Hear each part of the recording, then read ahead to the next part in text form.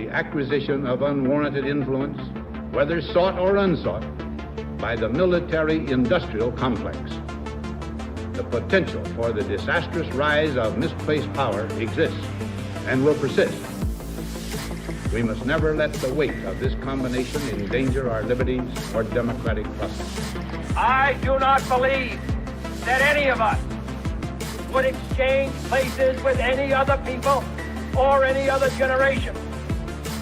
The energy, the faith, the devotion which we bring to this endeavor will light our country and all who serve it. And the glow from that fire can truly light the world. And so, my fellow Americans, ask not what your country can do for you. Ask what you can do for your country. As others will challenge America's security and test the dearness of our beliefs with fire and steel. And we must stand or see the promise of 2 centuries trump. All we say to America is be true to what you said on paper. But somewhere I read of the freedom of assembly. Somewhere I read of the freedom of speech.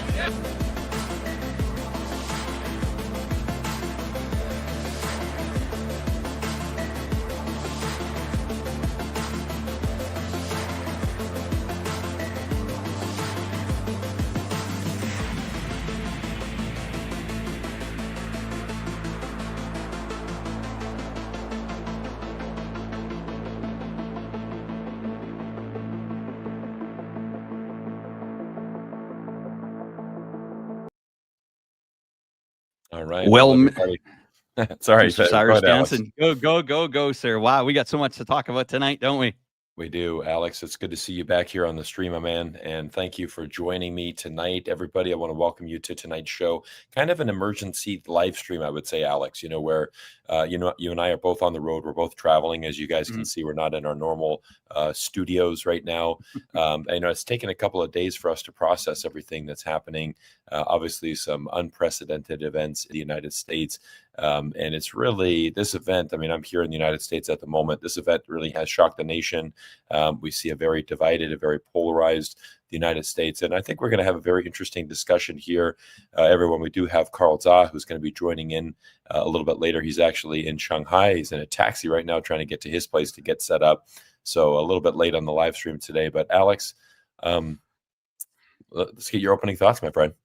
Yeah, thank you. Also, we may have Patrick Lancaster come in give us a report here in the Donbass area. Things going on there, Gio. Man, that would be good. That's good to bring that out. Definitely bring that element up as well. It's been a while since we've live streamed, Alex. We need to make a little bit more regular appearances here for the people, I think. Totally agree. We saw that entrance of the start of our live stream tonight. Some memorable names in political history here in the United States. And some of them, their comments and some of the situations on these people have done a full circle in today's political landscape. We are seeing a country that is very divided. I think we've called this divided nation or divided America. I know we have a lot more to cover than just that. But that alone being said, I truly feel that we are at a point in America right now where things are getting pretty hot here, Cyrus.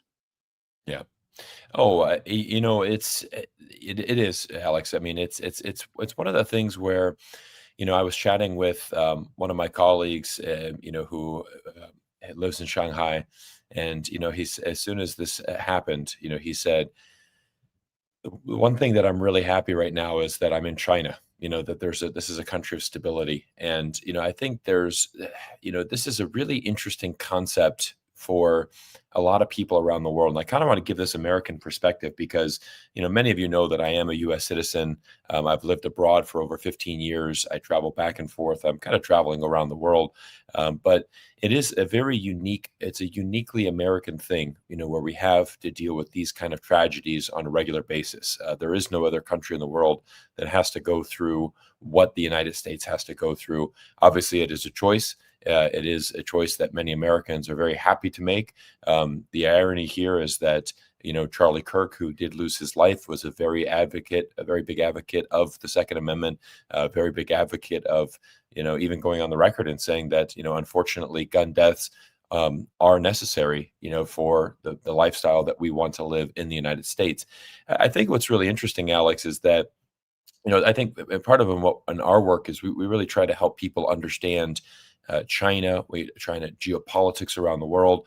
And it's always important to have some nuance. It's always important to have perspective. And I don't think you can understand that unless you really do travel around the world and you're able to see, different societies and how they function, different countries and how they operate. And then it also, even for me as a US citizen, it gives me a better understanding how my country works. Unfortunately, I mean, the statistics don't lie. The the amount of gun crimes that we have here in the United States, the plethora of violence, there is a very heavy price to pay. For example, even free speech today in the United States, we're reaching a tipping point where this is becoming very dangerous. And so it makes you even question, do you really have free speech? I mean, Alex, I've had a lot of people reach out to me just saying similar thing, like Cyrus, you're also in the public eye, right? I mean, you're also a YouTuber that speaks out on very passionate topics and not everyone's going to agree with. And, how's your safety, in the United States? I mean, these are, very interesting discussions. And I think it kind of goes into our world, Alex, of geopolitics and how we're analyzing, events around the world.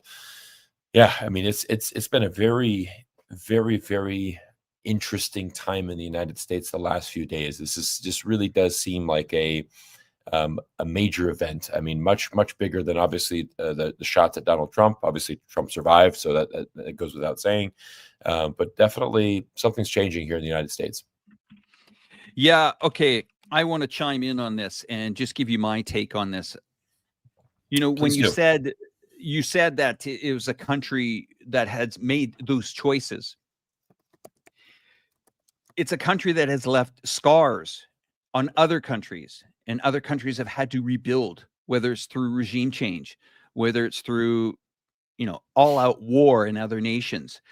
Right now, as we speak, United States has put a $50 million bounty on the head of another country, Venezuela. Okay. Now that's a sitting president. It's a sovereign nation, but America, the Department of Justice has put a $50 million bounty on the head of a sitting president, a country that has seen, a boat bombed in international waters.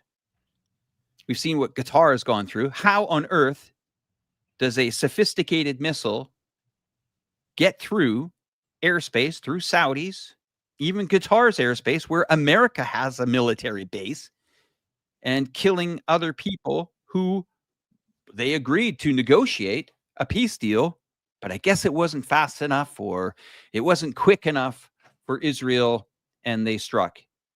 When I saw that, I said, okay, well, no one's really safe here. And then we wonder why the nation of America is becoming unhinged, why there's so much division. We become numb to these things on our television screens. No, absolutely. It's a nation that's being, has anybody seen what Gaza looks like from a Google map? It just takes your breath away. And we're trying to understand how young minds in this complex world can bring all this information in, then try to move forward. I mean, when we were young in school, Cyrus, we didn't have the internet. We didn't have mobile phones. Yeah. If something happened in school, we might get laughed at for the day or the afternoon, and the kids forgot about it the next day. But there are digital footprints, these videos, this intensity of this media that comes in. A lot of these young minds cannot adapt to it and cannot understand. And then we wake up and go, well, how did this happen? Right. Then you hear people that are in support of the Constitution, that right to bear arms. Right. Then there's people that are against it. We have to think, a young mind, yes, the person did it, but what is driving that person? What is driving that rage in people? Is it a certain class? Well, we have to look at poverty. Is it one of the 25% of the university students that took prescription drugs? Is it one of the Americans that took 6.7 billion prescriptions for pharmaceutical products in 2024 and 2025? Is that driving it? Because we always hear this in every conversation, Cyrus. They want this to happen to us, and they want that to happen to us. We should be entitled to have guns, or guns should be restricted. How about, instead of trying to talk about guns for a moment, let's find and maybe finance and understand and unravel all the carnage that's happened over the last few decades and really get down to the mental health issues that this nation is so sick. It is sick. I'm sorry to say it, but there are people that need help. Shouting at them, telling them they should do this or do that is not working. Oh, definitely. Alex, I mean, there's the mental health crisis in America is absolutely a pandemic. I mean, this is really the real pandemic inside the United States. And really, I mean, we see this, through societies around the world. But I mean, the problem is I want to go to an interesting thing that I've noticed on Twitter this week, Alex, and this is something, if you follow me on Twitter, you've been seeing. I've probably I've been engaging with a lot of these people because not surprisingly, Alex. I mean, this won't come as a surprise to you, is that a lot of people, believe it or not, are actually blaming China, for this event. They're blaming China, and it's all. I mean, we've reached the level of ridiculousness inside the United States where, seemingly every single problem that you have, you can find a way to somehow revert it back and blame China. That's unfortunately the society that we're living in. Now, here's the theory: how do you get to, an assassination of Charlie Kirk and relating that back and blaming China? Well, here's the logic from the people that are taking this viewpoint. A lot of people, and what's very interesting is some of them are even like Chinese Americans that are seeing this. And there's this one elderly Chinese woman who goes by the name of Xi Van Fleet on Twitter. I've been tweeting with her, and it's very difficult to see the kind of tweets that she's saying, because she's basically saying, look, the people that do these kind of attacks, they're obviously brainwashed from China. They're brainwashed about communism. This is all to do with communism. And the interesting story here, and kind of the backstory for everybody to have the context, is this lady, she grew up in China, under Chairman Mao's days. So back in the days, she's an elderly lady. And so her whole entire platform on Twitter is trying to warn everybody about, about basically how bad Chairman Mao was and how that influence is now coming into the United States. The funny thing about this is, Alex, and I think you'll agree with me on this, is, it's very interesting when I see these people online, and I'm saying, I have no doubt that you grew up in China under tough times. I mean, if you were growing up in China in the 60s or 70s, I mean, you didn't have a lot of money, you didn't have a lot of opportunity at that time, and for however you did it, you left and you became a naturalized U.S. citizen, and now you're living in America. And I see this very common with some of these groups, is that they leave China, and she hasn't probably been back to China in 40 years. So it's not, what kind of expert or kind of insider is she really to China? She probably speaks Chinese still, but if you have not been to China in 40 years, how do you know anything about the country? I mean, the China of today, as we know, is very different than the China of 40 years ago, certainly of Chairman Mao's time.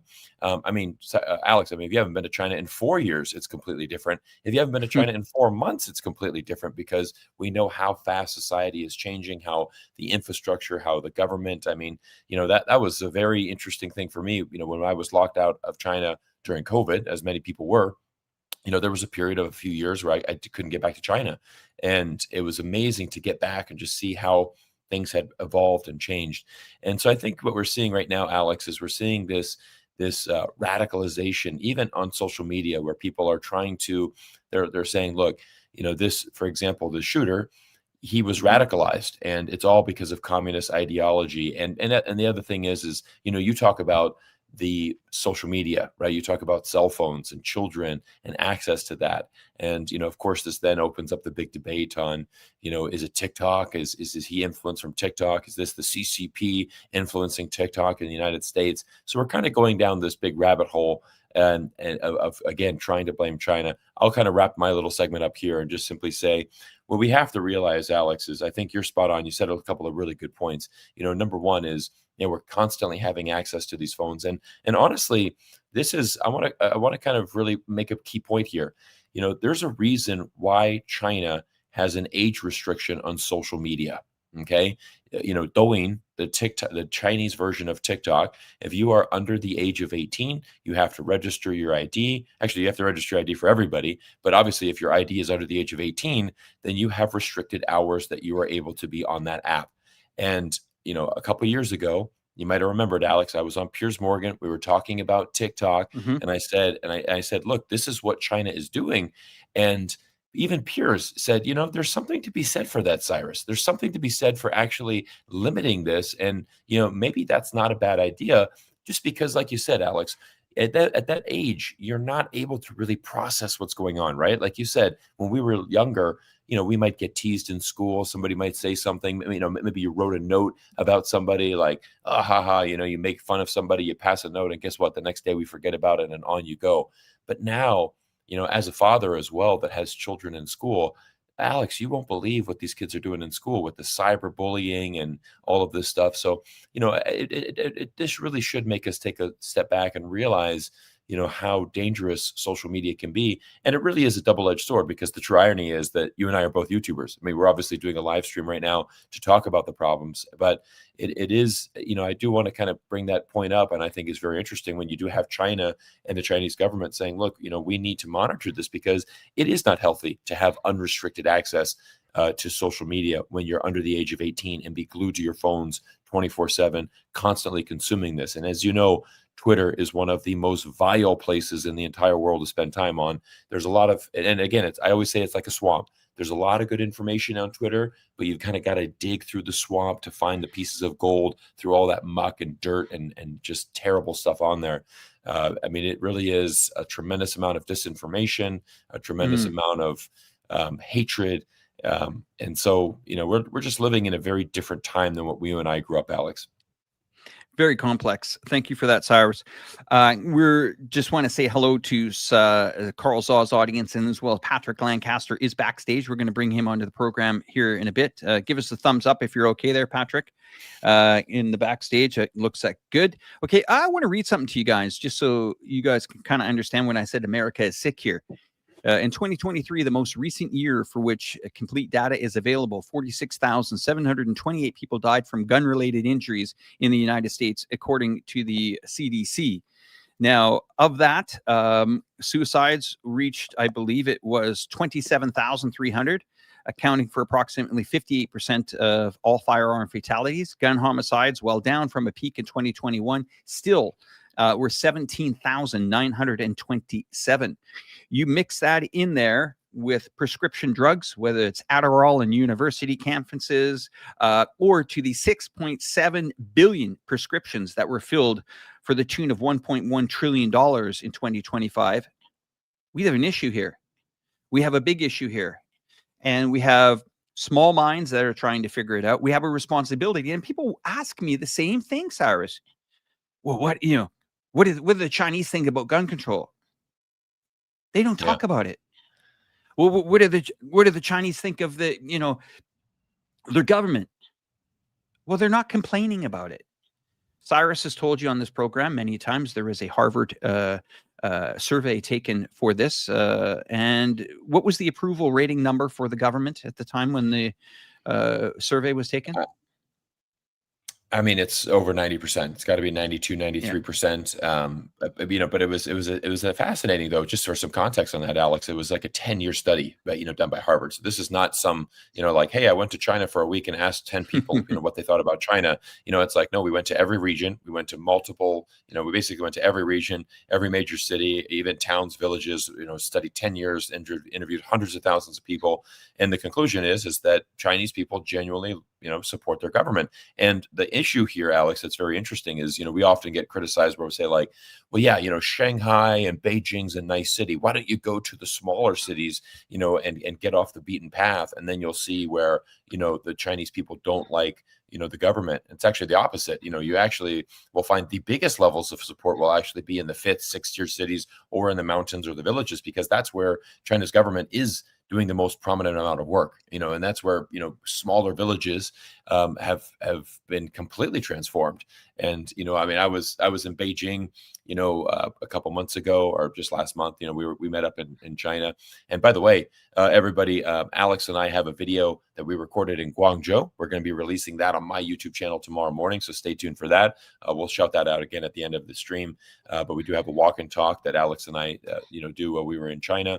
But I was in Beijing and met up with Li Jingjing. Many of you might follow her on YouTube as well. Great Chinese reporter. And, she always tells the story of, Cyrus, when I was growing up on the outskirts of Beijing, I was in a small village. I mean, we didn't have much, right? I mean, we didn't have running water when I was a little girl growing up in China. And I said, what about now? And she's like, yeah, my parents drive a Tesla now. It's like, look at the change of that. No running water to driving a Tesla. That's, so again, what do you think of, that villages obviously has running water, obviously has been repaved, a tremendous amount of structural improvement. So yeah, this is a really interesting point, Alex. And again, this is why I like to always highlight a lot of these Western studies, because same thing when we talk about Africa, for example, the Alliance of Democracies, they had an amazing survey where they had over 300 surveys from around all of Africa. And the conclusion was, look, China is genuinely popular in Africa because it's because they can see the tangible results of Chinese investment. This is why if you actually talk to African people, they do have a very favorable opinion of China because they can see the tangible results. Another interesting point that I want to make is, people ask me the day-to-day life about people's lives here in China. What do they talk about? Most say, well, they don't have any freedom of speech, do they? Oh, trust me. The Chinese talk. They talk a lot. But they're not talking necessarily about the things that you talk in your country or they talk in our country, where we hear it's the left, it's the right in Canada, or if it's liberal or it's progressive or whatever. Yeah. To China, it's us. Yeah. It's Chinese. all of us. Is there a problem with the roads? Okay, it's our problem. Government fixes it. Thank you, government. Government has safe roads. Thank you, government. Now imagine waking up tomorrow morning in New York or Los Angeles or London and seeing crime disappear from your streets. Imagine not hearing stories of people getting robbed or hearing positive stories about prosperity or people that generally care about their neighbors, or police that are trusted. Yes, trusted, not feared, trusted, because they serve the people. This is not some, Orwellian thing that people think. This is not North Korea here.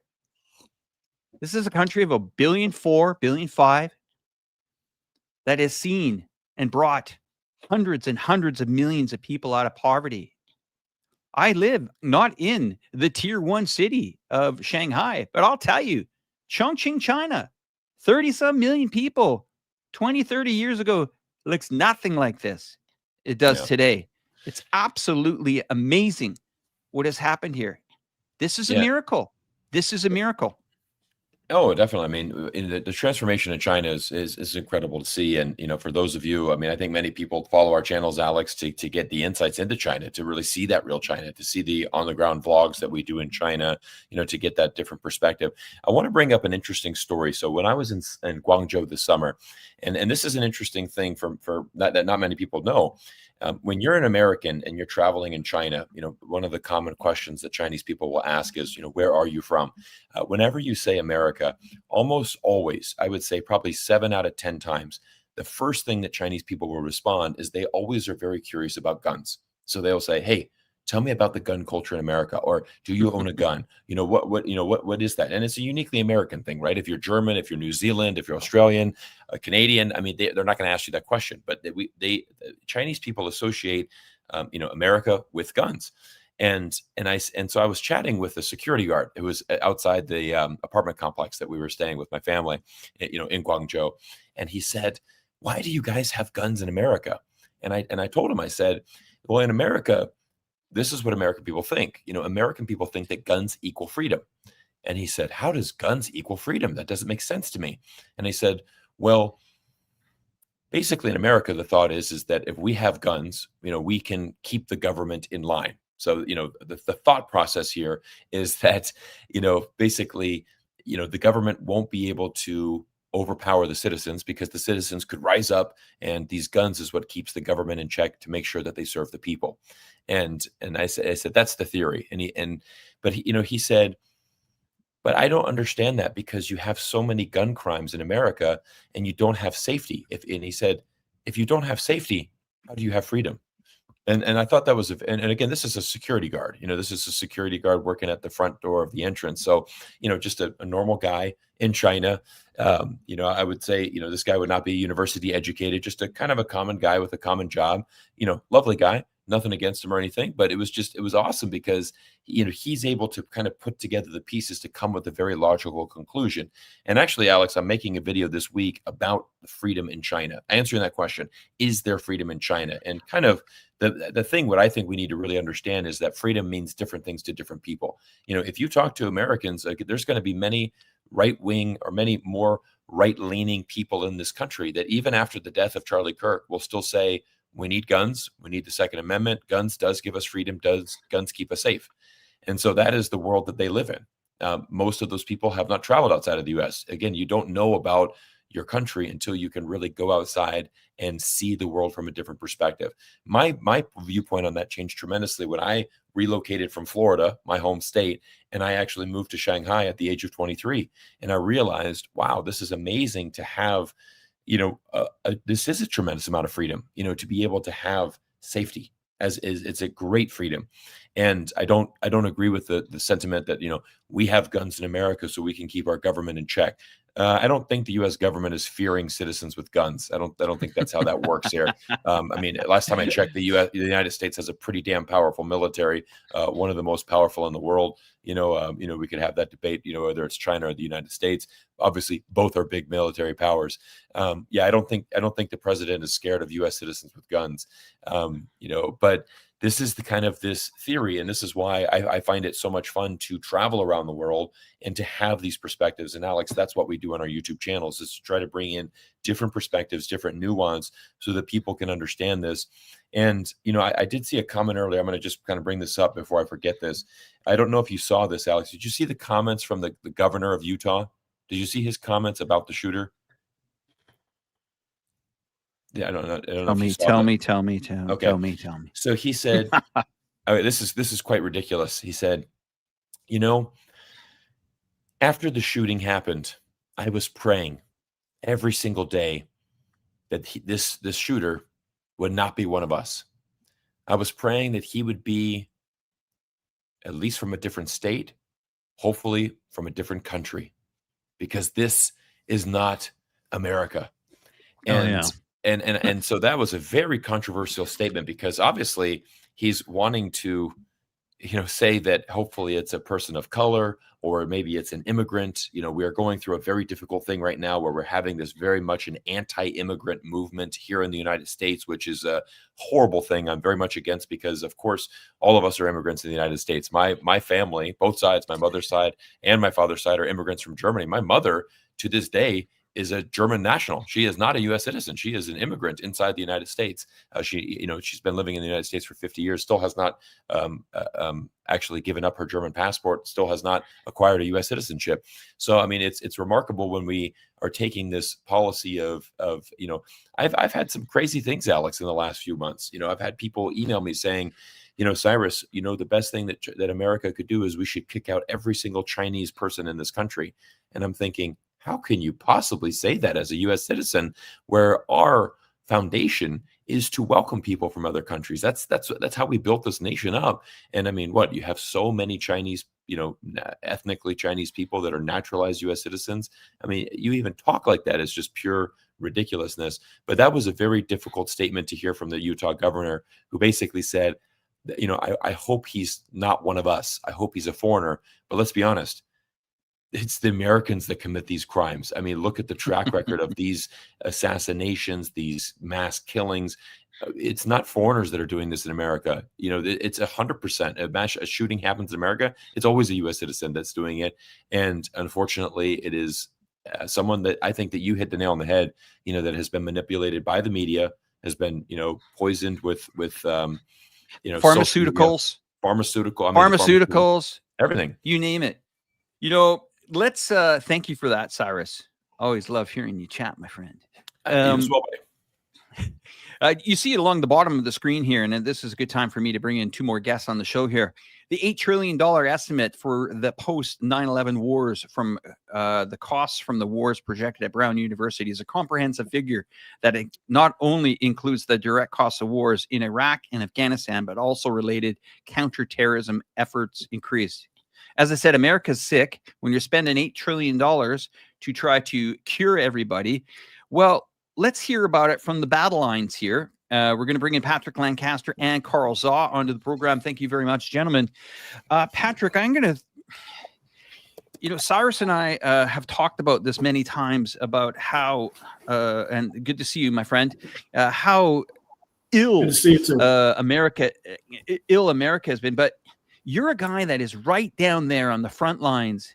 You're seeing casualties. You're seeing real life as it happens.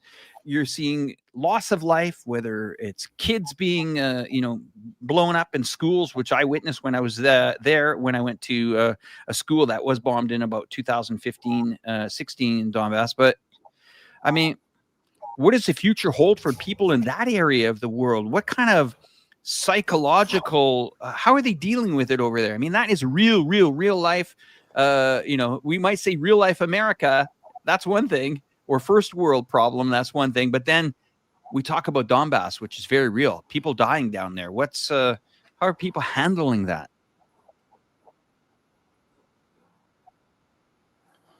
Might be a bit delayed. Hi, guys. Thanks for being on. It's great to see you all again. Yeah. So really great to see you guys.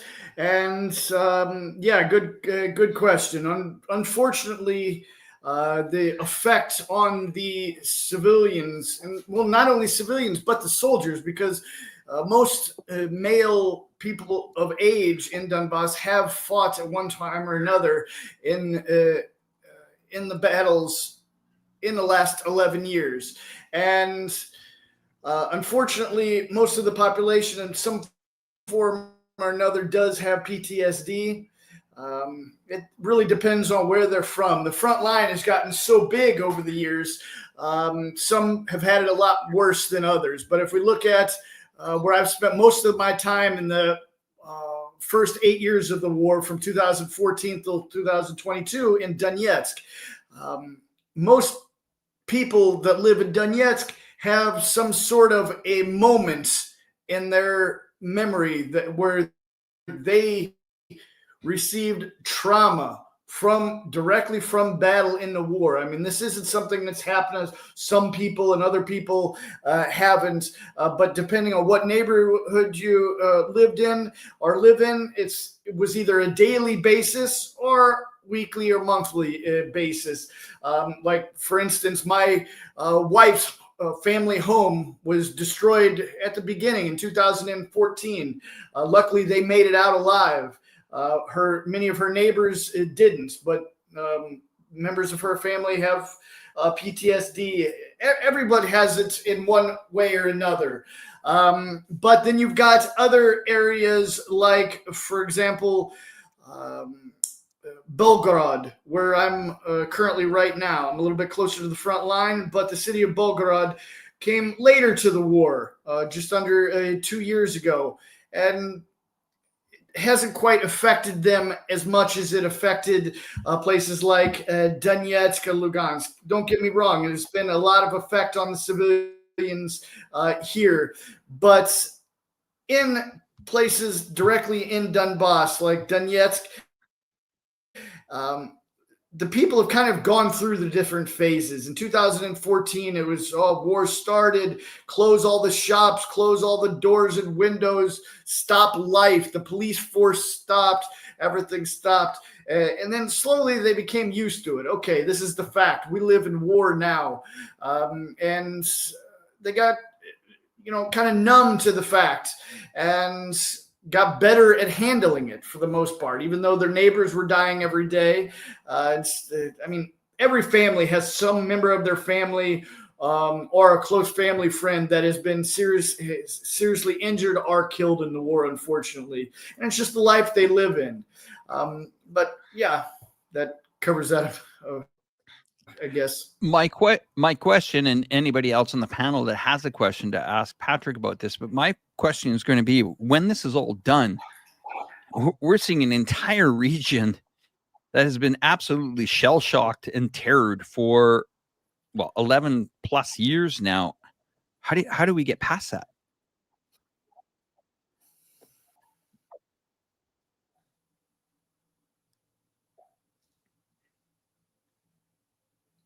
How do we get past that? Is that for me, Alex? Sorry, you broke up a little bit there. That was for you. Sorry, I know you're on a bit of a delay, but I mean, how are they going to move on with their life? So the people try. As I said, like in Donetsk, they've gotten numb to the war. Here in Belgorod, I've gone to the stores here, the shops, and the problem here in Belgorod is the constant incoming drones. Almost every morning this week, there's been incoming drones coming across the front line, coming across the border into Russia from the Kharkov region. And the reactions you see on this, then what happens in Donetsk. The people in Donetsk, to go on your question, they have moved forward. But like I said, they've got used to it. They've moved forward with the war. How is that city going to be once there is peace, whenever that happens, whether it's next year or in 10 years? It's going to be a big change for the population, not only for the fact that it's going to be peace, but economically as well, because a huge part of the male population are soldiers in the Russian military, the locals in Donetsk and Donbass, what the West calls Ukraine. They're fighters that are employed by the Russian military, and they get paid for the area, for the region, very well. I mean, Russia pays between $2,000, actually about $2,500 to $5,000 a month. And so when the war does stop, that combat pay is going to stop, and it's going to bring reverse inflation a bit, because once the war started, Russia came in and started paying these people that had been fighting for 10 years for almost nothing. They were getting about 15 to 20,000 rubles, which was about $200 a month. And their pay got changed from $200 a month to sometimes 4,000 or 5,000. That really increased the inflation of the city in Donbass hugely. So how the population is going to get affected, possibly negatively, after the war stops is going to be interesting to see. Okay, well, I'm going to then move on to maybe Carl to get, and I want to go a bit deeper with this question, then I'm going to hand it back to Cyrus. But Carl, China just put on military display here a few weeks ago. We saw it in Beijing. Amazing. I've seen a lot more of the hardware actually in the Zhuhai Air Show. The Chinese, they fought. There was a massive war of aggression from Japanese occupation in that area.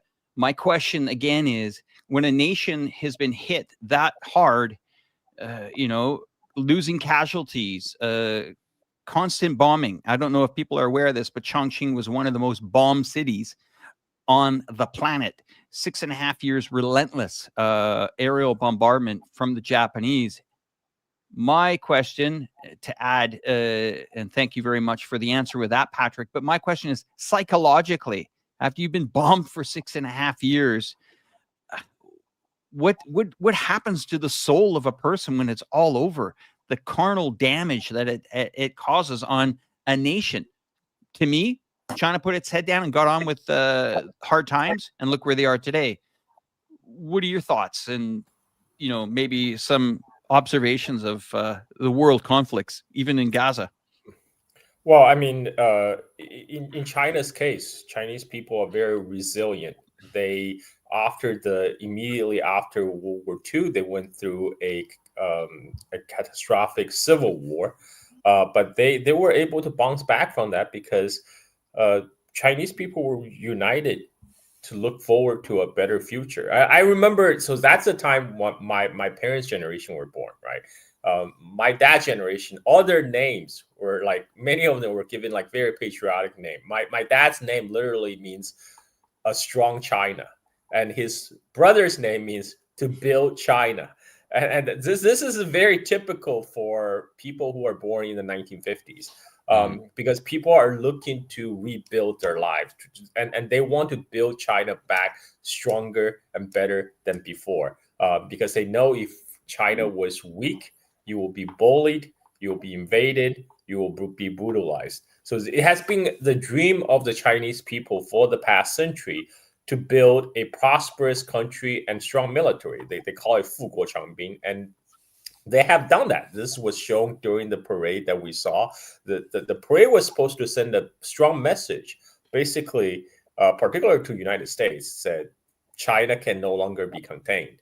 And, this is our coming out party. In a way, it's analogous to kind of the 2008 Olympics, right? People still remember the opening ceremony of 2008 Olympics. Nobody expected that, and people were wow. And that's what this latest parade was designed to do. It was designed to wow people and realize that China has arrived on the world stage. And I think, even people in Donbass can look forward to that, because we can see what happened in Chechnya, for example. Chechnya, the Grozny downtown was totally pulverized during the two Chechen wars. And today, it has been completely rebuilt. And we saw that in Mariupol as well. So I think when the war is over, at least the Russian government will have the resources and the political will to rebuild.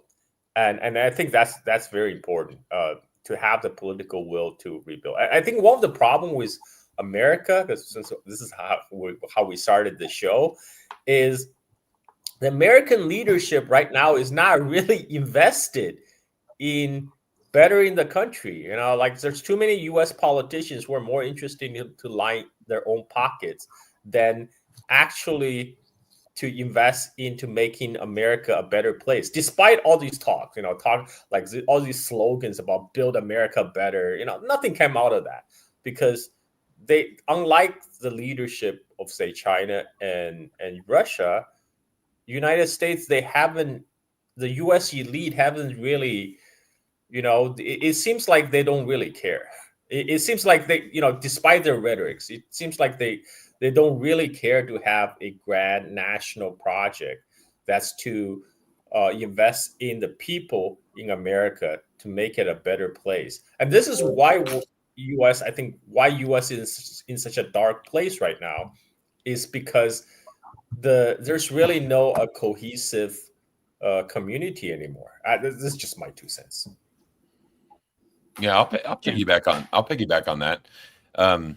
No, Carl, I think you've hit the nail on the head there, because that's where we've had an interesting debate. I was Carl, before you joined, I was talking about on Twitter. I've been very active on Twitter the last couple of days, because there's been obviously there's been a lot of people that are now starting to blame China, for this divide in America, and even taking it as far as saying, this shooter that took out Charlie Kirk, obviously influence from China. They're all about their fat. This is communism. This is Chairman Mao's ideology coming back to us. It's the Red Scare, and I would respond to these people, and I said, no, the issue right now is that you have a very frustrated American population, because we have a political system that does not provide any hope. Because as you and I know, Carl, I mean, we in the United States, it really doesn't matter if you're a Republican or a Democrat. It doesn't matter who wins the United States presidency. We know that the military-industrial complex will continue to churn. We know that wars around the world will continue to go. We look at international situations where, again, we prioritize all of these efforts around the world, but what are our politicians doing for us? And that's the frustration. And I think that's where people are getting, very pissed off, because they're, and I've seen a lot of people starting to really question, Israel. Why do we have all of this tremendous amount of support, financial support, and everything support for Israel?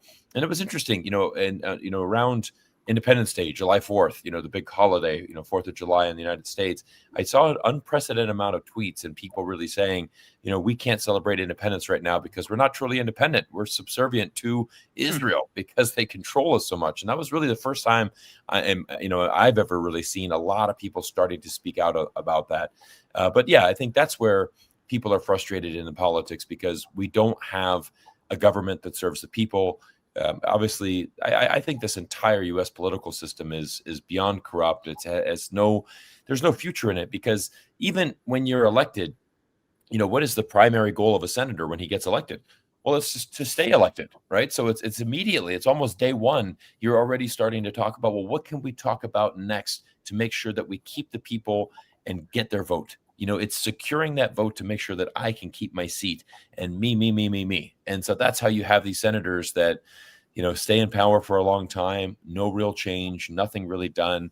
And yet, we see some of the most ridiculous bills. I mean, I don't know if you guys saw this. I tweeted this out this morning. There's a new bill on the floor that would give Marco Rubio, the Secretary of State, the power to revoke U.S. passports if they violate speech, that the U.S. government does not approve of. And so, it's like, is that where we are going right now in America? I mean, I don't think there's any chance that bill gets passed, but for even that bill to be proposed as legislation in the United States just shows you how ridiculous the direction our country is going right now. And quite honestly, it's why a lot of countries around the world are not taking us serious. And I've said that before. I don't think the U.S. government is a serious government right now. I mean, it's a clown show.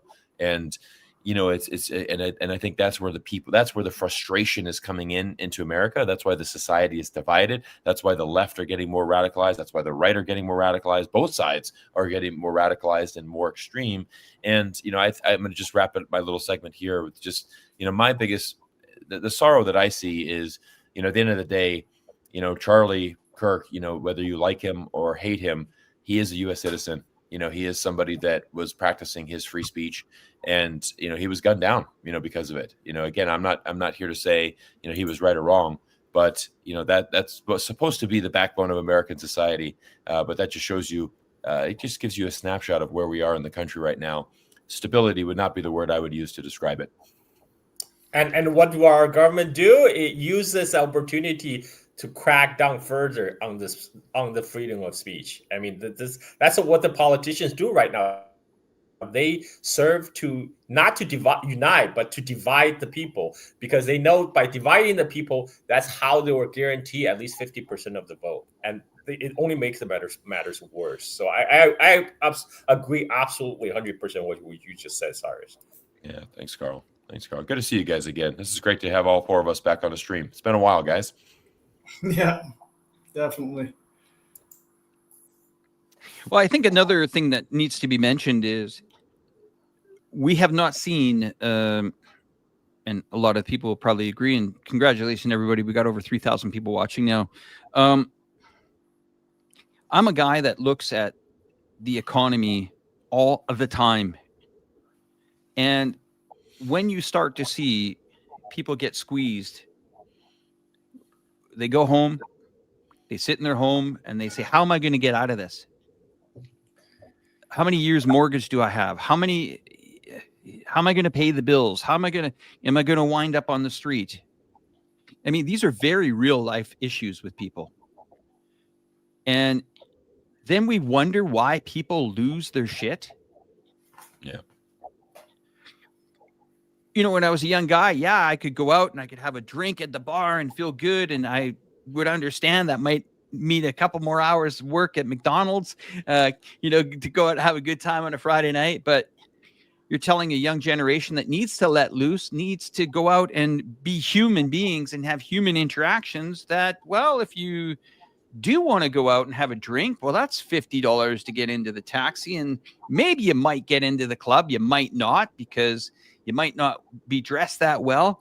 Once you're in there, you spend another $100 and maybe another $50 to get home.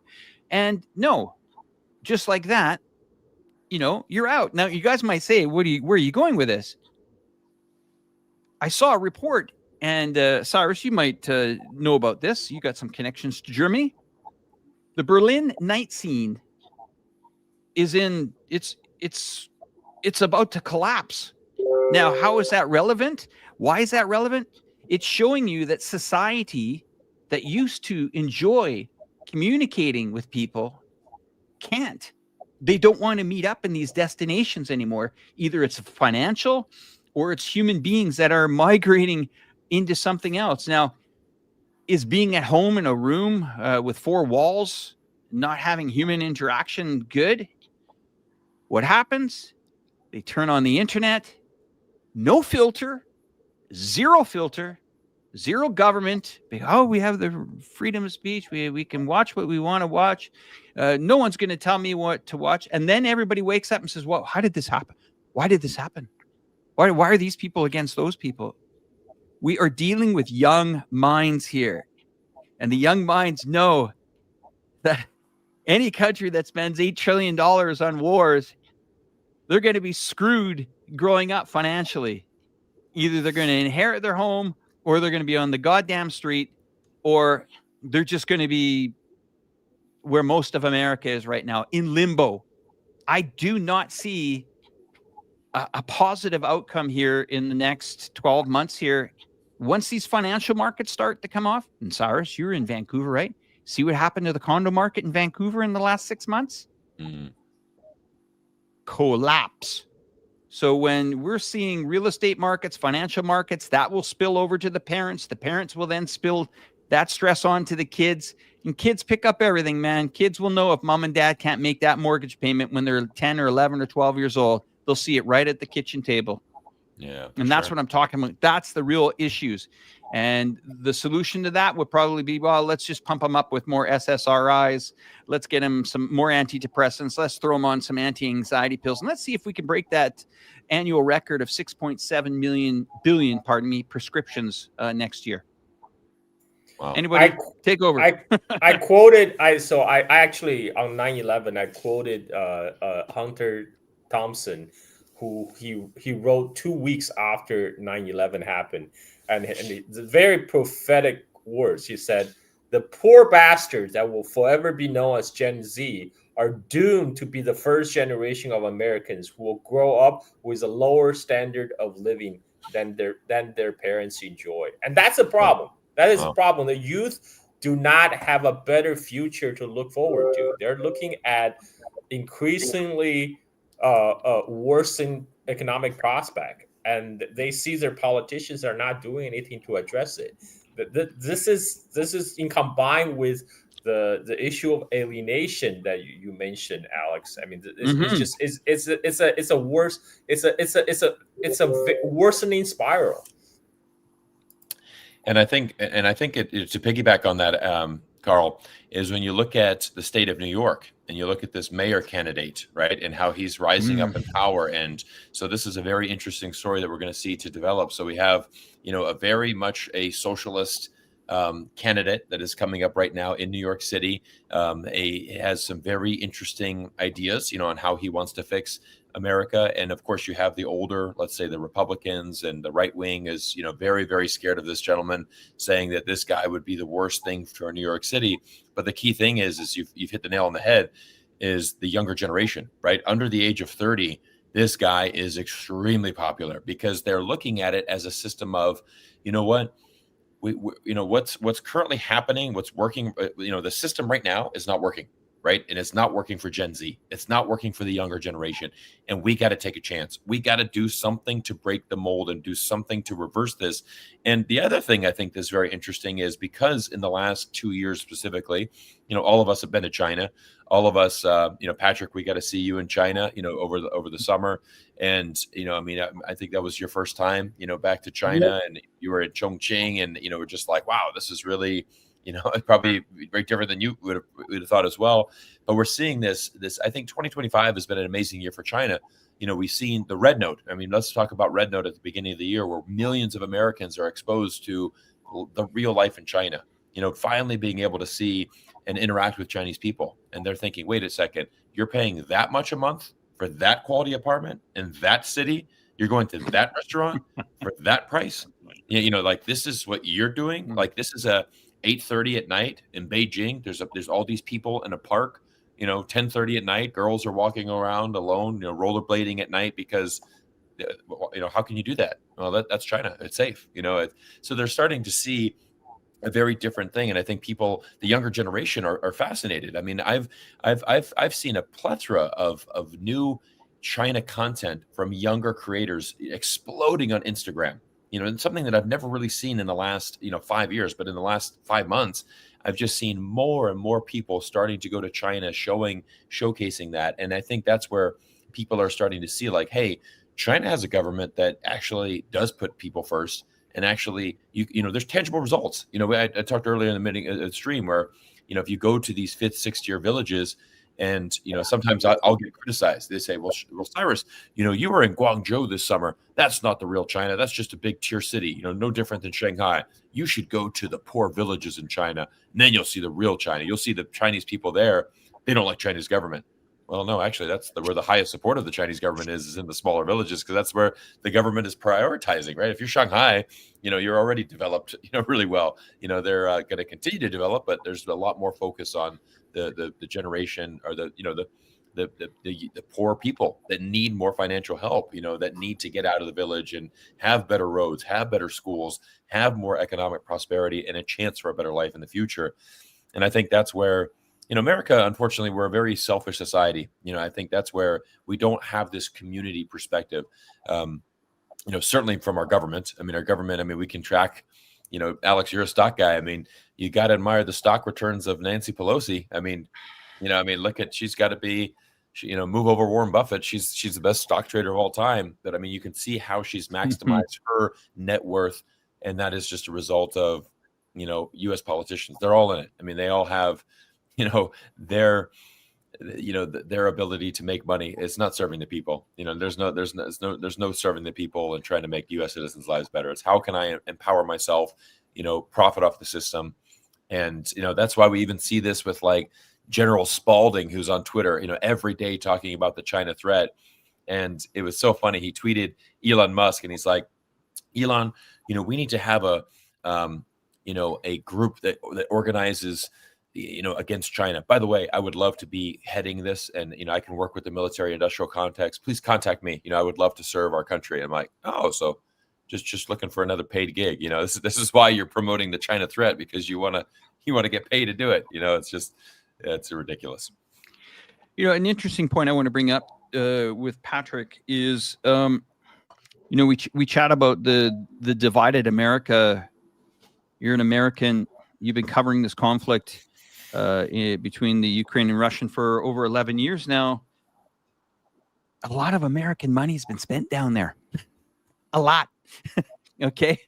And people are asking themselves, what did we get for this? And you're an American. This is the best person to ask from me. The money that the U.S. government spent, is it going to bring peace in that area? Are the Russians afraid of Trump's next step? If this conflict gets solved, I think we're on the way to calming things down in the world. But if it doesn't, where are we going to be here in the next few months, buddy? We were told this was going to be over in 24 hours, man. Yeah. Well, obviously, the United States has given a lot of funds to Ukraine. And let's just go from 2022. It started before that with Trump's famous "I gave them javelins" deal.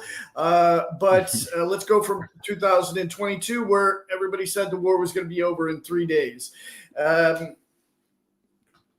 U.S. led the charge in giving the funds to Ukraine, the lethal aid. And within days, I saw the results of this Western lethal aid in civilian areas. Of course, also they landed on military, but no question, I personally have seen hundreds of Western supplied ammunition landing in the living rooms of civilians in the war zone, not only in main Russia, big Russia, but also in the areas where the local population considers it Russia, but West considers it part of Ukraine.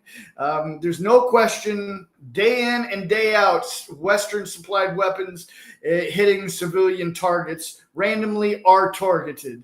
And this aid from the West, from the United States, billions of dollars, the main impact, not only that it landed in civilian homes and killed civilians every day, but also it kept the war going, and it's directly responsible for hundreds of thousands of deaths, both deaths on the Russian side, civilians and military, and on the Ukrainian side. There's no question that this war would have been over. Okay, maybe not in the first 3 days, like General Miley, I believe, predicted, but not 3.5 years, not 4 years, not 5 years, not 10 years. The war would have been over, and hundreds of thousands of less people would have lost their lives, and hundreds of thousands of families wouldn't have lost their livelihood. And this is a fact. There's no question about it. Carl. I guess okay. Cyrus, go ahead. Go ahead, Cyrus. First up to bat, Cyrus. Oh, we might have lost him here. No, okay. Sorry. Just a connection there. Go ahead, Cyrus. No, I just want to bring a panel up. Carl, you can take this question or just kind of to the panel. I want to talk about this. The recent news is, so what Trump is now saying, he's going to threaten these sanctions, right? 100% sanctions on any country, over NATO, right? And I want to get your guys' opinion on that. I think that's the biggest story where, Trump is basically going to threaten the European Union, saying that I'm going to put 100% sanctions on you if you continue to buy Russian oil. Same for China, same for India. Let's talk about the impact of that and how that's going to influence this war, and is this, are we going to see Trump tacoing out again? I mean, this is an act of desperation. I mean, why is Trump doing that? Is because Trump has realized he can't direct terms of peace to Russia. I think Trump still very much like to wrap up the war in Ukraine, but he wants to wrap up the war on America's terms, on NATO's terms. But you don't get to do that if you are not winning in the battlefield. Russia has all the advantage and all the initiative in the battlefield.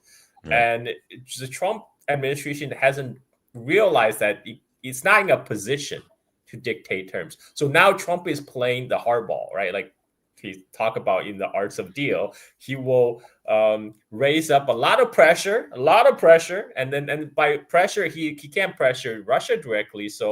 And he can't pressure China directly either, because we have tried that trade war back in May when Chinese ships simply stopped coming to Port of Los Angeles. So there was widespread panic. So he can't really go too hard on China.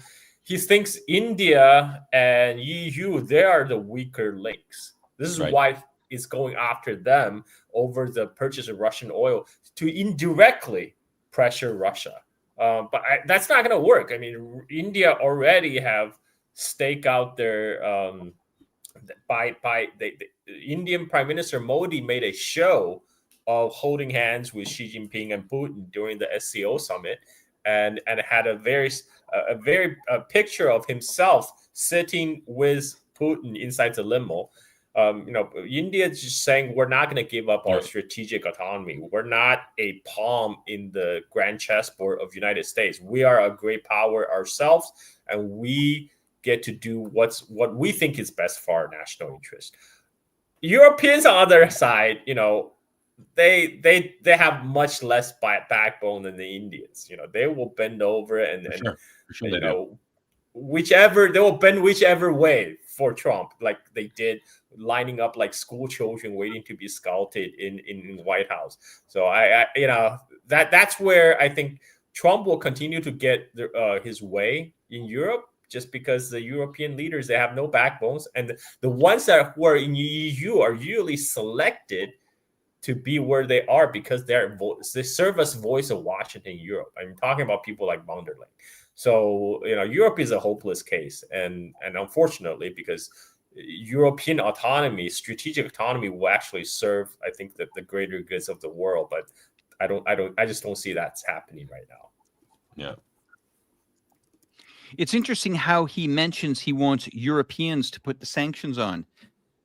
And it's clear why he's saying that, Cyrus, instead of him saying the United States will put the sanctions on. He wants the Europeans to put it on, because if he puts it on in America, remember, these tariffs are paid on import, not export. So, for example, somebody in the ports of California that have, let's say, a nice shipment coming in for the Christmas holidays, it's a $50,000 or $60,000 shipment. You slam 200% tariffs on that. That comes $180,000 overnight. Throw in a bit of sales tax on there. That's fine. Not just that. Now, if the Europeans do it, it's not affecting the Trump economy. The other thing is now the Europeans are playing a little bit of hardball with him, saying, wait a minute, we can't ship the de minimis packages to the United States, the $800 threshold. So we're going to put a bit of a pause on that now. So you got 21 carriers, postal carriers across Europe, refusing to ship anything pretty much to the United States. Last year, it was 1.3 billion packages. Right now, it's down over 81%. That is going to come out somewhere in the trade in the United States. Now, if that money goes into the bank, he might say, oh, great, look at all the money we got in tariffs. The average person is going to say, well, wait a minute, my monthly statement's down. I can't spend that much anymore. What are we going to do? I don't know. Let's bring in AI into a company and let's lay off some staff. He will not bring if he brings this into America and he puts the tariffs on Russia or any nation that are trading Russian oil, it's game over. It will be game over in 90 days for the U.S. economy. Say goodbye to the S&P, say goodbye to the NASDAQ, and say goodbye to the Dow Jones, because that market is TKO'd. It's going to be totally knocked out.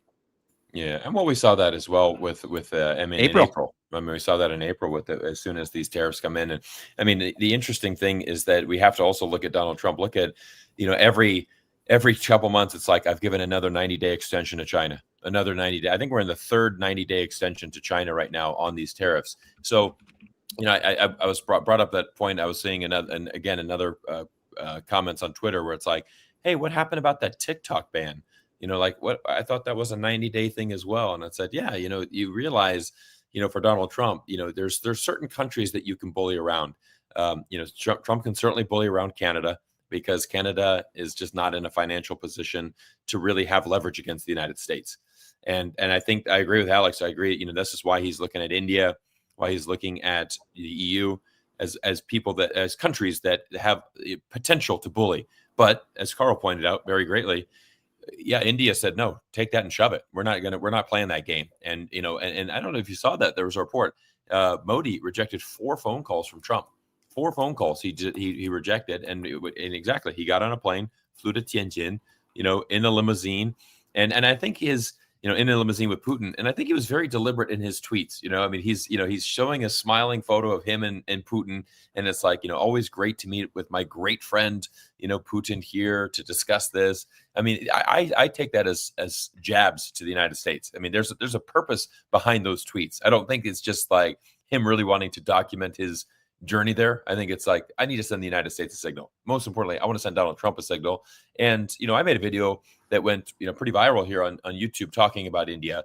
And I had a tremendous amount of Indian people in the comment section, really, verifying that, saying like, look, we take this as an attack on our national sovereignty. Who are you to dictate us, saying that we are not allowed to buy oil? Well, first of all, let's not forget the European Union is like India's #1 customer. So even though the Europeans are not buying Russian oil, well, they're technically just buying it through India as a third party.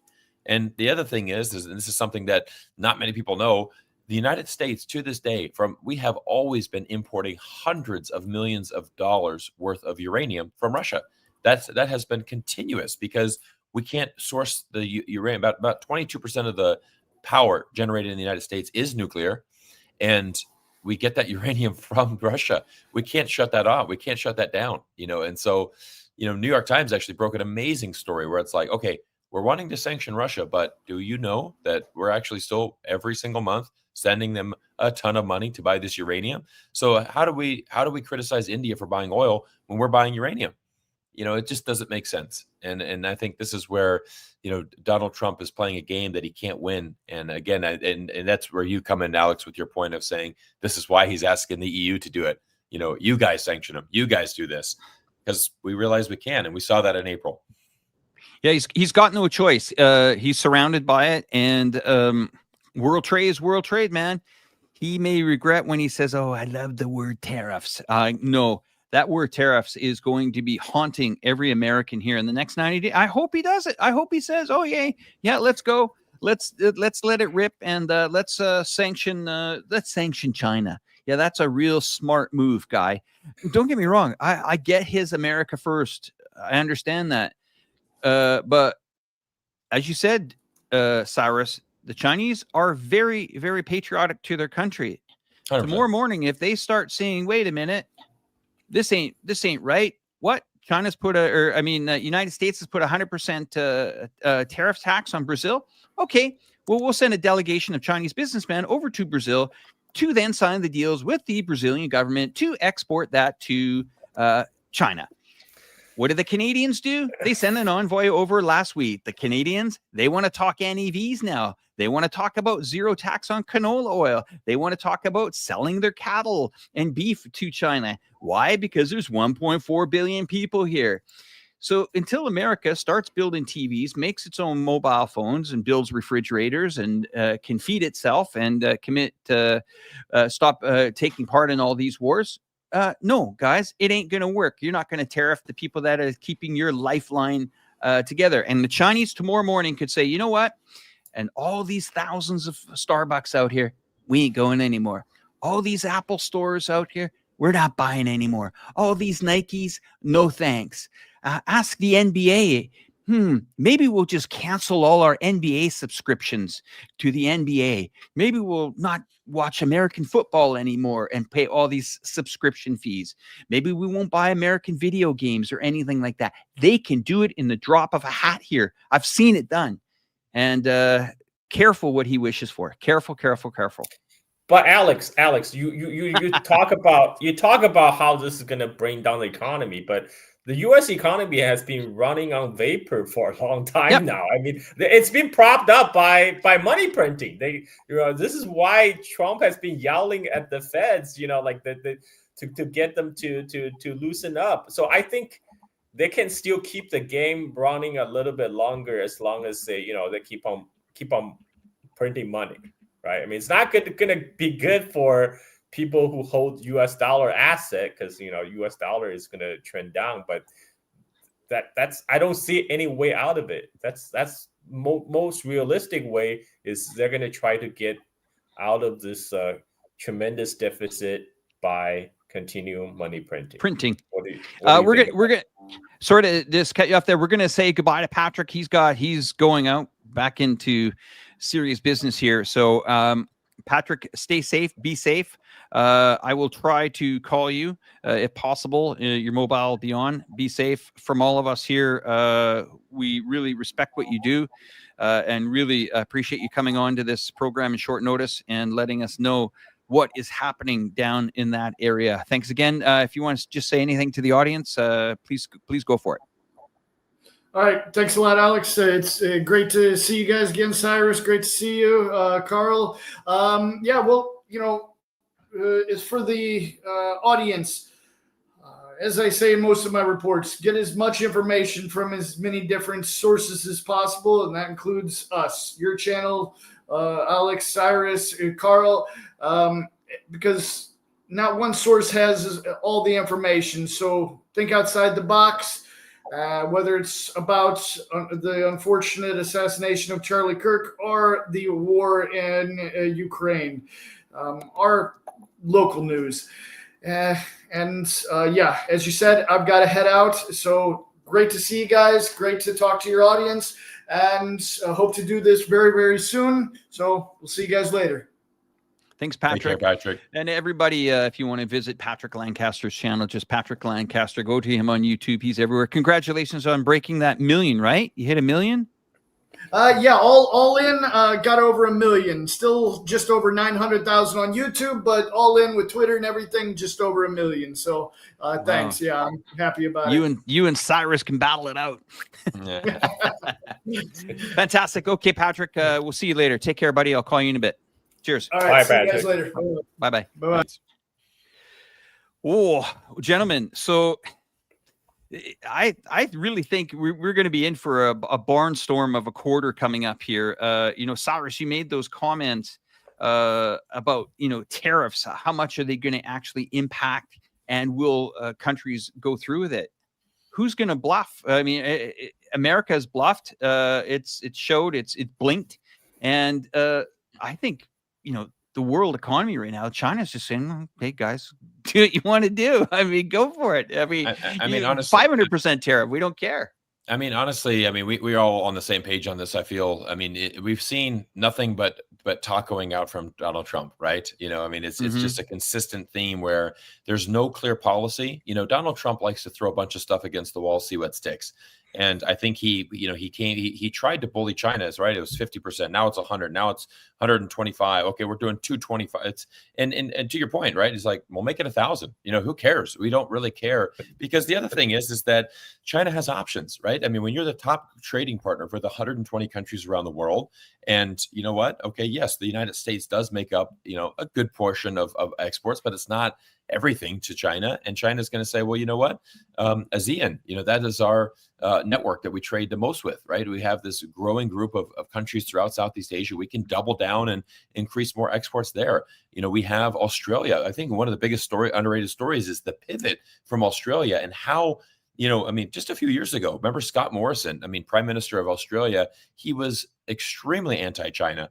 And I think the Australian Prime Minister, the current one, has made, I don't know, I think he's made 3 visits to China in the last 6 months, something like that. He's very, very pro-China, and, pro-China engagement, saying like, look, this is what is best for our country.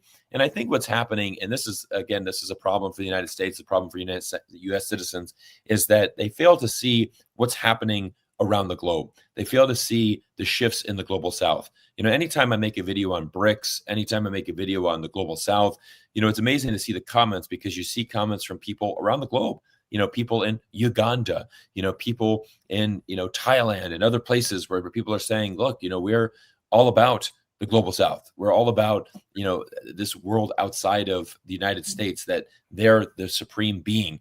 And, people are very sick and tired of that, because we've seen the United States actions on the international stage. And again, this is where my message to my fellow U.S. citizens is: we need to start looking from within.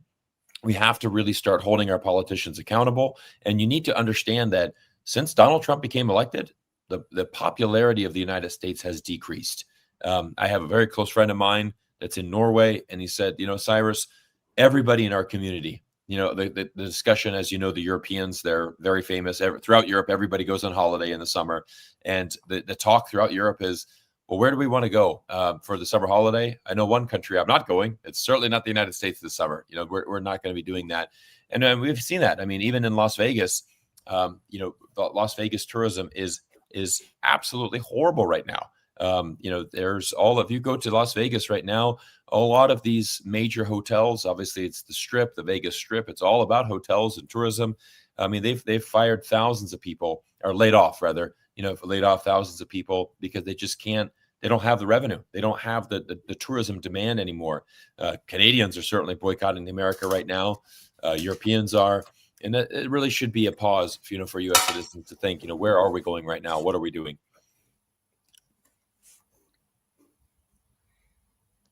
Carl, can you disclose your location? I'm in Shanghai. I'm in a Shanghai hotel. In fact, before I rushed here to be on the show, I was giving a tour of Shanghai on the street level by the godfather of Chinese hip hop. I saw that tweet. Dana. Yeah, Dana. So we were just walking around Shanghai. I mean, it's very obvious to me. Shanghai is where the action is right now. Like, this is why, Cyrus, you talk about travel. People should travel to China and see for themselves. Where the future 100%. Is. Every time I come to China, I was here last April. China is back. China is recovering now from kind of the post-COVID slump, and I walk around, see all these smartly dressed young people hang about. I mean, Shanghai is a cool, hip city, and it's safe. Like, I can walk around right now in the middle of the night. Zero regards for my personal safety, because I know I will be fine. And I cannot say the same thing about, say, downtown Los Angeles.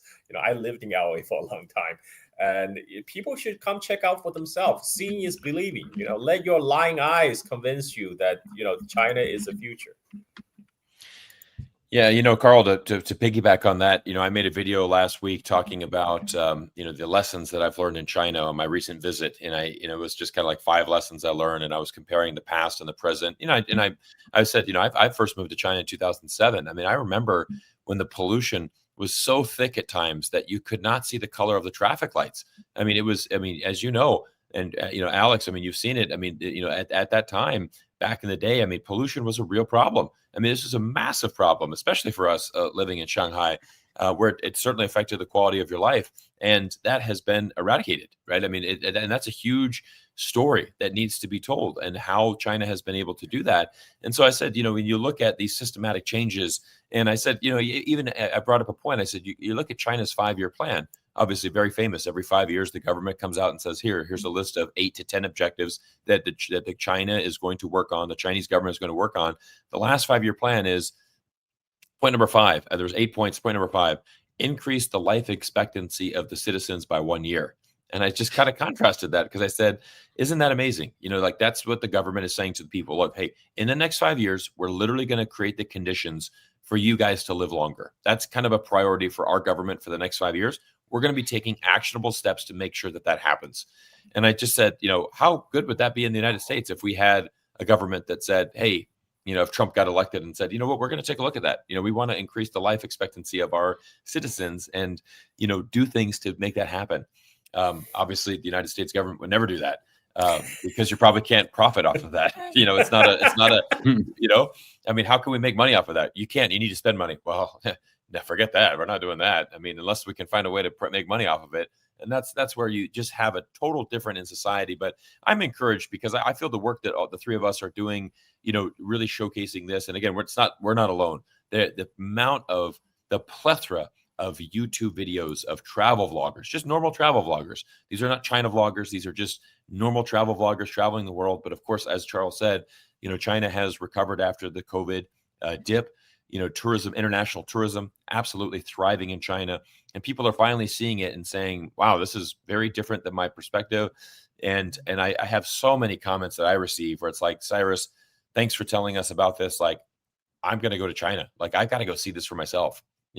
Cyrus, I want to do a 2-week trip to China. Can you recommend where I should go? What should I do? And so I think it's awesome to see, because again, I don't know anybody who's actually gone to China and not come away with a total different perspective of just like, wow, that was amazing. And I even challenged the people. I said, even if you hate China, you should still probably go just to have a look at it, just to kind of understand, if this is your enemy, then, you should go and have a look, go see what the life is. I mean, same thing, Carl, you said like Shanghai, it's amazing. I mean, it's amazing when you go to walking around the streets and you're seeing, like the fashion trends, of these young people, how they're living their life. And I always say there's a lot of happiness. There's a lot of good things happening in China, and the anti-China narrative, it really only hurts us at foreigners, because we kind of brainwash ourselves saying us that China is this, and that. Chinese people don't care. We don't care what they think, because Chinese people they're living in China. So you can have whatever perception you have of China. That's your perspective. Guess what? I'm on the ground here in Shanghai. Like Carl said, right? I'm walking around with the OG, hip hop artist in China, but you're having you're on the ground there. What do you care if Americans think that China's, bad or that it's not like what, it's a terrible place. Well, guess what? I'm in Shanghai and I'm staying at a nice hotel, walking around completely safe, going to nice restaurants, seeing a society that is certainly progressing. And so, yeah, you need to go to China, see it for yourself. Yeah, and the thing is about China is you do see the progress. It's visual. Every 5 years you go to China, you're going to a different place because the physical infrastructure have changed. Even the people's behavior have changed. I remember early 2000, China is still a bit of a wild, kind of the wild west type of place. People are shoving, don't line up in queues and stuff like that.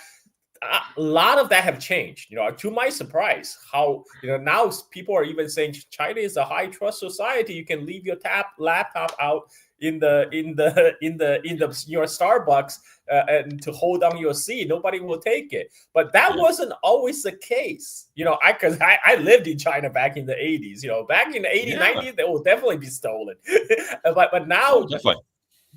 Now there's progress. You can visibly see the progress, both in the physical infrastructure and just like behavior of people. And it's progress for the better. I think that will be very enlightening and refreshing for people outside of China to see, to witness. So you realize, okay, it's not going to the kind of the down spiral that we're witnessing in United States. That's not inevitable. That can be reversed. There can be a society where you can build the society for the better and progress for the better. It is possible. I think people need to see that. Yeah, totally. I mean, I was in Guangzhou this summer, and like you said, there was motorbikes on the side of the road with the keys in them. People leave the keys in there, and that was, and I mean, I used to drive a motorbike in Shanghai. I had my motorbike stolen multiple times because that was the petty kind of theft that did exist in China. People used to steal the batteries. That's what you used to do. You actually used to take your EV battery out of your motorbike and bring it into your apartment. And, because that's the thing that people would steal, because that's very easy to steal. And so, but now that's completely changed. I don't know if you guys saw that vlog. There was a video on Instagram that went viral where it said, he's like, a guy was testing how long it took to get for his laptop to get stolen. And so he was like, Italy, 32 seconds, France, 22 seconds, UK, 24 seconds. And then he was just like, then he puts it in a cafe in China, and it's just like, all right, I'm waiting 35 minutes now and no one's taking it. So, all right, experiment over. I guess I'll just grab my laptop and leave now. So it's a total, that to me is a big sign of freedom. I mean, when you don't have to worry about that, and it really speaks a lot about society. And I agree. And I like this. I like to see China progressing. And I like what you said, Carl. This. It doesn't have to be like this. This is possible. If we make this a priority and we want to change it. I think I want to add to the tourism, since I'm working in that sector here, to try to help build this city of Chongqing for sure. But there's a few things that China can learn from its current opening of making visas much easier, making countries travel without going to visa offices or service centers or, even to embassies. China needs to develop their tourism business a little bit more user-friendly. The masters of that have been, over the last decade or 2 decades, has been Thailand. When you go to Thailand, you don't even know that you're going to Thailand. It feels like you're walking into many countries. If you're from Sweden, no problem. They got you covered. United Kingdom, pubs, no problem. I'm not saying that they have to change their food to Western food here, but let's just start at the airport. When you come to an airport, and they've always asked me, they say, Alex, what is something we can do in China to make everybody's visit easier? First of all, help somebody with a payment system at the airport. Number one, they get off the airplane. I had a 75-year-old friend visit me from Canada. It was a perfect case. Never been to China, only heard these terrible things about China. I wanted to change that. He arrived. Before he arrived, he goes, I heard that I'm going to have problems getting money out of the bank machine. How am I going to take a taxi? And it started to dawn on me, whoa. If it wasn't for me here to explain the steps to go through, this is not a great welcome to somebody that's got off a 15-hour flight that opens their phone and says, oh, wait, I can't get access to that webpage. Okay, let me try a bank machine. No bank machines. Can I get a SIM card? 1 a.m? No, they're not open. Okay, now what do I do? So if China really wants to crack this wide open, start at your port of entry, guys. You got lots of people, lots of volunteers. Remember, this is a country that has over 110 million party members. You want to rock and roll this country and make it #1 in tourism with staggering numbers, then get out there in the front line of your airports, welcome us in the country, help us understand your culture. Don't try to change us, just help us adapt to the modern cashless society that you have. I'll embrace it. My friend embraced it. In fact, after he was here for 2 weeks, he just said, why am I carrying cash in Canada? Why am I not driving a new energy vehicle? I think that's a point of entry. Point. Yeah, I think that's a great point because they have made some progress already. Now they allow you to link WeChat and Alipay to your foreign bank card, but they could make things more easier, like you said, Alex, if they have actually like information desk people helping you to set up. Even me, I am fluent in Chinese language. Mm-hmm. I set up my Alipay with my foreign bank card in Bali before I left, but I didn't realize I have to verify my account. So to purchase my SIM card, so they do have a SIM card booth at the Shanghai airport. When I went to purchase SIM card, I tried to pay with Alipay because I set it up with my Citibank card. It got declined because it says suspicious activity. I have to like spend like 10 minutes trying to figure out what's going on. It turns out I just need to, upload my picture, my ID, and so to verify my account. But if there's someone who can guide you through that process, that would be super helpful, I think. Just top up cards. Sell me a top up. Sell me a top up card. I'll buy it. Starbucks are the kings with it. They love people buying top up cards because they don't use them all and they expire and they put the money in the balance sheets. But anyway, guys, that's great. I'm going to pass this over to Cyrus I think we're going to wind it up here pretty quick. Cyrus, we're going to pass it over to you, the mic. Absolutely. Well, guys, thanks for coming on the stream. Let's do a little bit more regular of this. I know all of us are traveling a lot and we've got busy schedules, but I think it's always important to I know the fans like it when we can have this chat. And I know, Carl, you're streaming over there on Twitter as well. So just wherever you're tuning in from, we've had, 3,000-4,000 people tuning in. So we're just very grateful for the support. We're going to keep telling the stories and keep telling the truth. I mean, that's what drives us and what motivates us. And again, I think it's obviously trying to find a way for the world to exist together. We only have one world. Let's find a way that we can all work together and we can all win. It's always my message. And thank you guys for your time today. Gentlemen, do you want me to put a bit of a closing video on? Maybe some scenery of Shanghai. You want that? Is that good with you guys? Let's do it. You can say goodbye to your audience. Okay, yeah. 3,750 people viewing this tonight. Thank you, everybody. I'm Alex from Reportify Media. That's Carl Zaw with the host of Silk and Steel podcast. Thank you, Carl, for coming in and welcome to China. And I hope to see you. And Cyrus, great news. Thank you for doing the walk and talk with me there in Guangzhou. Look forward to watching that on your channel, the Cyrus Jansen channel. Always exciting to see the content out there. Okay, guys, it's been a while. Let's try to roll this clip, and I'll see you guys all in the comment box. Bye for now.